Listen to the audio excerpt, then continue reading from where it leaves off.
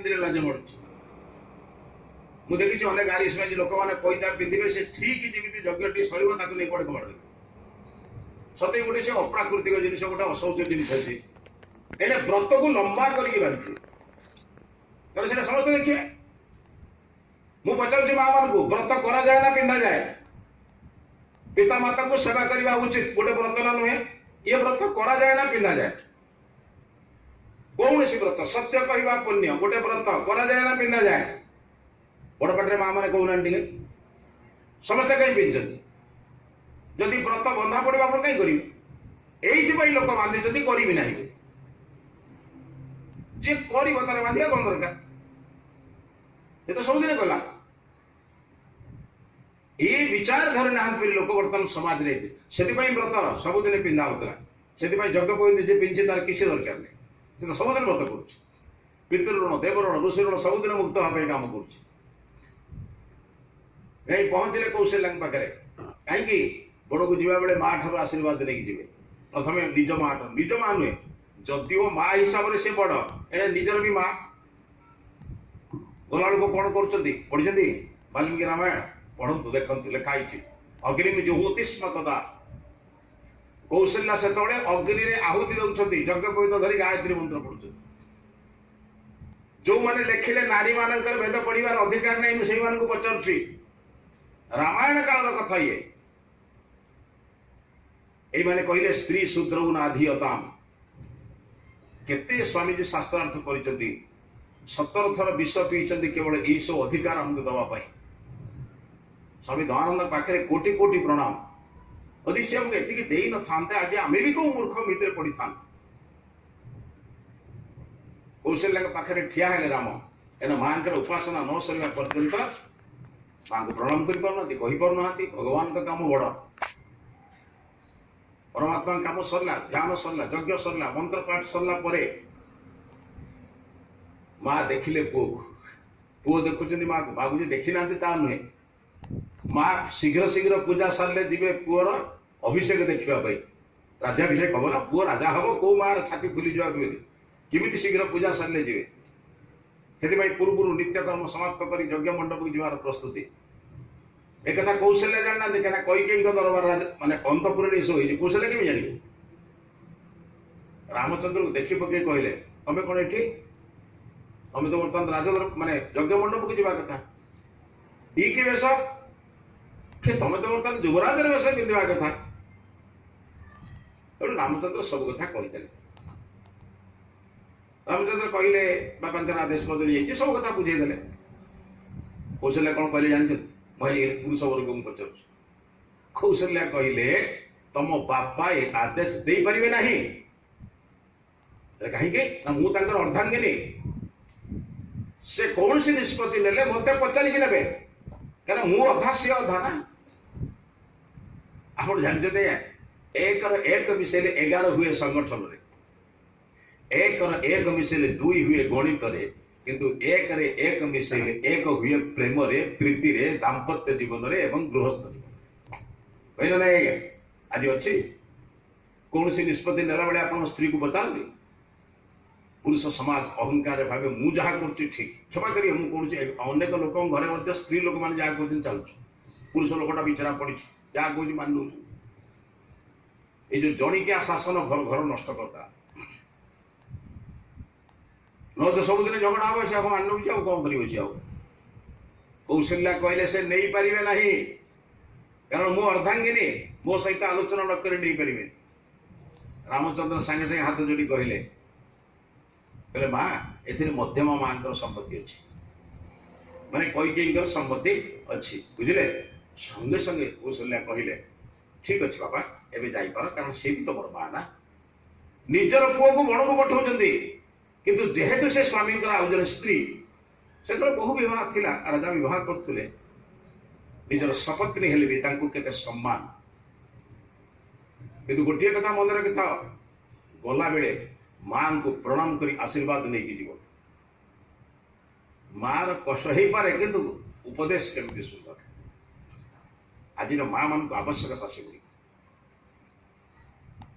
सकाल उठिले माँ मान बड़ काम हो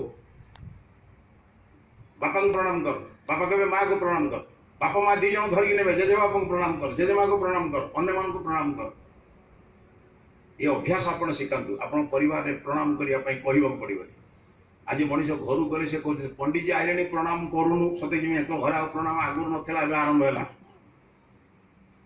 आज जो के शिखे ना से कौन कर आम देखु अनेक परिवार कहला या कथा सियाड़ को जीव आप कहती गोटे कथा कि चलना जाए कहवार उद्देश्य हूँ बंधुगण आम भारतीय समाज शास्त्र रे आम जीवन गठन सूत्र भरपूर हो स्वाध्याय करने दरकार पढ़ा दरकार। मुझे ना जड़े राजा दुष्ट पुत्र मान पढ़ापी पंडित जड़े कहले महाभारत पढ़। महाभारत पढ़ले महाभारत पढ़ला वर्षे पढ़ला दुष्ट पिला मान को पचरा गला तुम्हें महाभारत शिखिल कौन दृष्टिभंगी देवी जहां जमी दृष्टिभंगी से शिखिब तो से कहला बापा जोड़े कथा शिखी निहाती आवश्यक पड़े जुआ खेली पार शास्त्र मत अच्छे किसी असुविधा नहीं क्या बात जुआ खेलते राजा गुड़ा खेलुला आम खेलु कौन असुविधा बढ़िया शिखिल कहला निहाती दरकार पड़े पैसा पत्र अभाव पड़े स्त्री को बाजी लगे पार क्या किसी असुविधा कहला बापा महाभारत तो पढ़ी या बुझापी कौन बुझे आजिकल शास्त्र भी लोक एमती पढ़ुं मत जोटा भल मुझे बुझी शास्त्र कौन मोर बुझा दरकार नहीं यही जो जिनस गुड़ी कौन करवा शास्त्र महत्व से तंतु रजसा भानु अन्वी जदि पारुच ज्ञानी गुणी लोक से जीवन चर्चा मिसी जाओ जीवन में केवे मुझे एकुटिया देखले भी कहूँ बर्तमान भी कहूँ जो मैंने 50 रु बर्तमान 100 वर्ष भितर अच्छा आपण मान भर प्राय लोक अच्छा मुझे समस्त अनुरोध करुँच घरे रहतु मना ना किंतु वर्षे थरे गोटे मास कौन आश्रम रहतु कौन विद्वान को डाकतु 10-15 जन एकाठी हूँ दर्शन टे पढ़ु उपनिषद पढ़ु वेदर किसी मंत्र अर्थ करूँ जीवन में किसी ईश्वर सहित मिसापी चेष्टा करूँ जो मान फोन अच्छी दयाकर साइलेंस कर देखो आम गोटाए घंटा फोन को चार्ज करुचे 23 घंटा व्यवहार करुचे फोन चार्ज न कले जिते बड़ दामिका फोन हो आप 50,000 टंकार कि लक्षे टंकार फोन हो किंतु आप चार्ज न बसैबे आप घंटाए चार्ज न कले व्यवहार करेंगे जिते बड़ कर्मी लोक हो जदि 6 घंटा न शोबे 18 घंटा काम करेंगे जदि आपण शरीर को आप चार्ज कर मोबाइल चार्ज कर निजर शरीर को रक्षा करने भोजन कर जीवन में जीवन रहस्य जानापी गोटे मस आप पारे इति संसार सहित जोड़ी जाइए आप निजर स्त्री निजर स्वामी निजर पुत्र निजर कन्या बेता किसी आपको देखा जाऊनी जीवनटा ये मिल ना आज्ञा मु समाज समस्त करी कि मो बची ना नहीं मो शब्द आपको कठिन लगी पार था कि चिंता करेंगे गोटे डाइनिंग टेबुल परिवार समस्त आम खाऊ मो पत्नी मत खाया दौरान आम समस्त खाया दौर कि मो खाए ना मो पुओ खाए कहतु मत पुओ खाए ना बाप खाए समस्ते निज खाते सेमती संसार में समस्त बंचबी कि निज बंचबी निज अर्थात निजर आत्मा निजर परमात्मा निजर कर्तव्य निजर जीवन निजर वेद निजर राष्ट्र निजर समाज आर्य समाज यज्ञ प्रवचन स्वाध्याय मुझे बची मु समाज में समस्त काम करी स्त्री स्वामी पुओ झील सब करी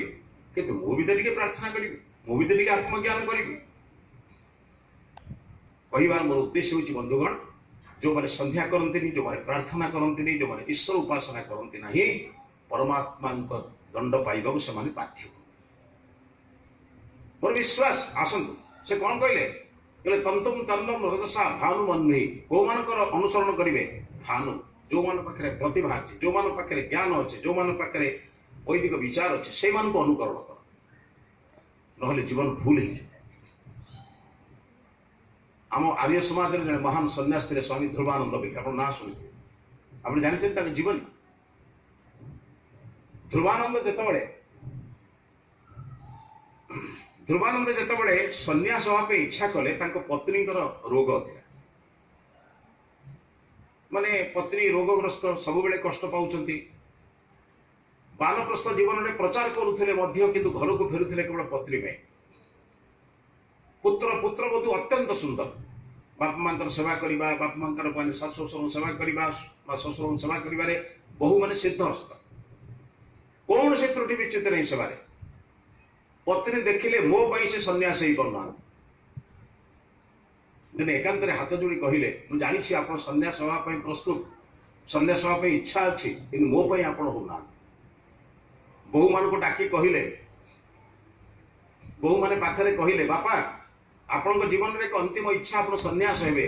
ଆପଣ ସନ୍ନ୍ୟାସ ହୁଅନ୍ତୁ, ମାଙ୍କର ଅନ୍ତିମ ପର୍ଯ୍ୟନ୍ତ ଦାୟିତ୍ୱ ଆମେ ନେଉଛୁ, ଆପଣ ନିଶ୍ଚିନ୍ତ ହୁଅନ୍ତୁ, ଆମ ଉପରେ ଭରସା ଅଛି ତ? ନା ମା ତମ ଉପରେ ମୋର ଭରସା ଅଛି, ପୁଅ ଉପରେ ଭରସା ଅଛି, ବୋହୂ ଉପରେ ଭରସା ଅଛି। ଆପଣ ଜାଣିଛନ୍ତି ଈଶ୍ୱରଙ୍କର ଇଚ୍ଛା। ସ୍ୱାମୀଜୀ ଧ୍ରୁବାନନ୍ଦ ନାମରେ ନେଲେ, ବହୁତ ଗ୍ରନ୍ଥ ଲେଖିଛନ୍ତି। ଲକ୍ଷ୍ମୀଚନ୍ଦ୍ର ଦୀକ୍ଷିତ ପିଲା ଆପଣମାନେ ଯେଉଁମାନେ ପୁରୁଣା ଆର୍ଯ୍ୟ ସମାଜ ଥିବେ ପଢିଥିବେ ତାଙ୍କର ଗ୍ରନ୍ଥ। ଯୋଉଦିନ ସନ୍ନ୍ୟାସ ନେଲେ,